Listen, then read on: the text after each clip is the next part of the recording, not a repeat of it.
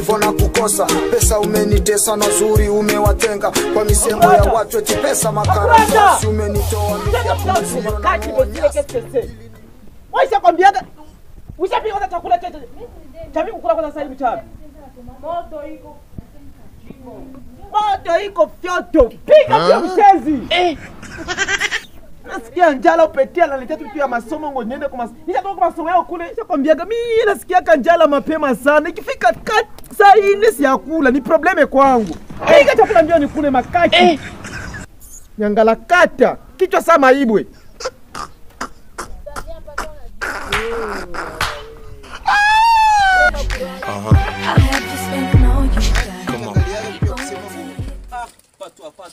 Oh bana.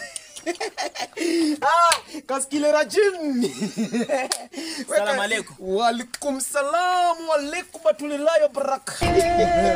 Nafunga sasa. Baba, yani sio kufunga tu.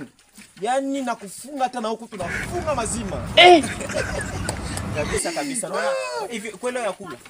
Baba mimi na sio baba si ya kula. Kitu kukula kabisa. Hapo hivyo kabisa ndio Waislamu wanapendaka. Kweli. Kwa sia maana hapo hivyo ukiwa umefunga kweli. Hapo unaweza dini. Sasa mimi niko nafika hapa chini hapa kwa na John. Sasa narudia sasa hivi. Sawa. Sijui kata kauli bwana. Lakini mambo ya kufunga bwana. Nilikuwa wazee kama mimi siwezi kayaweza kiuko. Yeye iliona siku ya kwanza nikaona siku ya kwanza ilifika saa 6 hivi. Kasikia stoma yote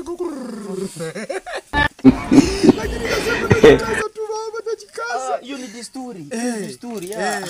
Yaani unajua hata sisi kipindi tungali tunaingia ndugu yangu. Ndio baba. Tulikuwa tunashika kule chini tunakula mingi, lakini tulivyokuja kuzetu kuna ni kawaida. Yaani hivi ni kawaida kiukweli. Ni kawaida. Baba sio rahisi. Sio rahisi. Okay, nitakuja kukupitia basi hapo. Sawa basi. Basi wewe kitoka huko bwana, uniletea hata kamchele hapo basi. Unajua tena. Haina shida. Wasikudanganyage mtu wao. Ya kusema seme ngo mi patu na hii tumo ni unifunge. Kona kuliye basi. Mbona toli wajaji hao? Unakula.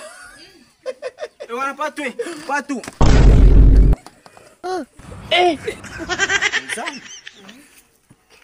Maana tulikuwa na yambia kama nafunga kumbe kufunga. Unapatisha Waislamu haya. Allahu akbar. Hapana ala kufyoto. Jaila. Leo tendani vitangazo msikiti. Tutenda kusema msikiti. Msikiti. Mama yangu nakufa mie wabo wewe.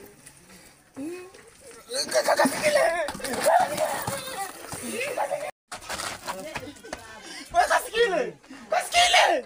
Ye baba wewe leo sitakula futari leo.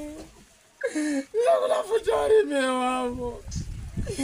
Wanapika kama spaghetti, machapati, mafirti na wale wa pilau.